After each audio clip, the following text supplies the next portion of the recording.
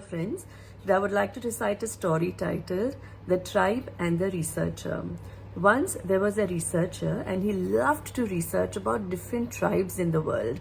Now he loved to find out about their traditions and he wanted to know how they survived and how they lived so minimalistic and nothing compared to city life.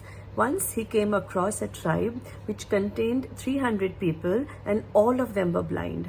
Now this really piqued his interest and curiosity, and he thought, how can everybody living over there be blind, not able to see, still they are surviving and this tribe still exists? So he decided that he would go and stay with that tribe for some time. Now we reached that particular jungle and forest and he started living with them. Now of course the tribe was very friendly and they accepted this new stranger, but they did not know that this man could see. Now after staying there for a few days, he realized that they were all farmers, they were doing agriculture, they could fetch water, they had their own families and they were living very happily, and no work of theirs was stopped. Like everything was going on as normal except for their sight.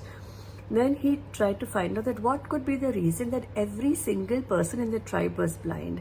Then he realized that there was this particular insect in that area, and if that insect bites a newborn child before 6 months of age, then that person becomes blind. So all these 300 people could see till 6 months, but once they were bitten, they all had become blind. Of course, I do not remember that once they could see.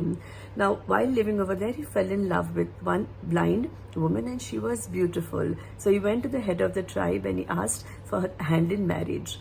Now, though the tribe had been friendly to accept this stranger, all the tribesmen were wondering that what does he talk about these things? Oh, the sun has risen and now the sun has set and this flower is blooming and this color is red. So they couldn't understand the language. They said this person seems to be a little different than us. So the tribe, the head of the tribe said that you are a bit different than this. Can you explain what's the difference between you and us? At that time, the researcher said that actually I have eyes, I can see. All of you are blind. You all lost your sight because of this particular insect. But I really want to help you all because you all are such nice people. I've fallen in love with this woman whom I want to get married to. And then I will cure her eyesight. And then I will get cure for you. I will get doctors here. And all of you will be healed. Now all the people got a bit worried and they said, oh, you give us one night to think about it and we'll let you know tomorrow. Next day when they answered, all the people unanimously said no. The leader also said no, and their vote was that they would not allow the woman to get married to this researcher because they said, no, we don't want to change the way we are living. We are very happy the way we are. We are so content. We are all helping each other. We do not need eyes to see if we can function without seeing. Now this scared the researcher a lot, and the researcher thought that now I hope they don't put any condition on me. And that's when the leader said that if you really want to marry this woman, then you need to destroy your own eyes, become blind and live with us in the tribe. Now this of course scared the researcher and he immediately fled from there. What is the moral of this story?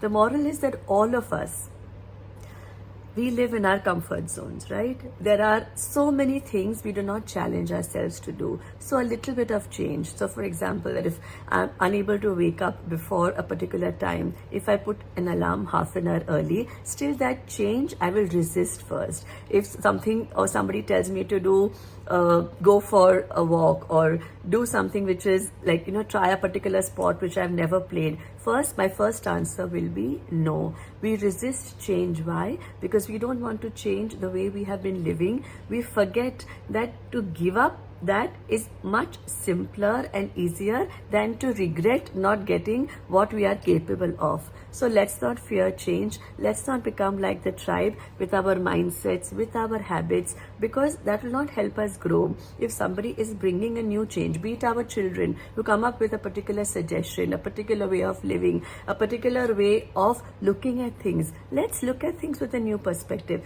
We don't have to agree 100%, but certain things they do tell us are practical, they are less emotional, they are with the times, and it makes us also lead a more simpler and a healthier life. So why not do it? Let's take things in our stride, be positive and be open to the smallest change. I hope you like it. Thank you so much.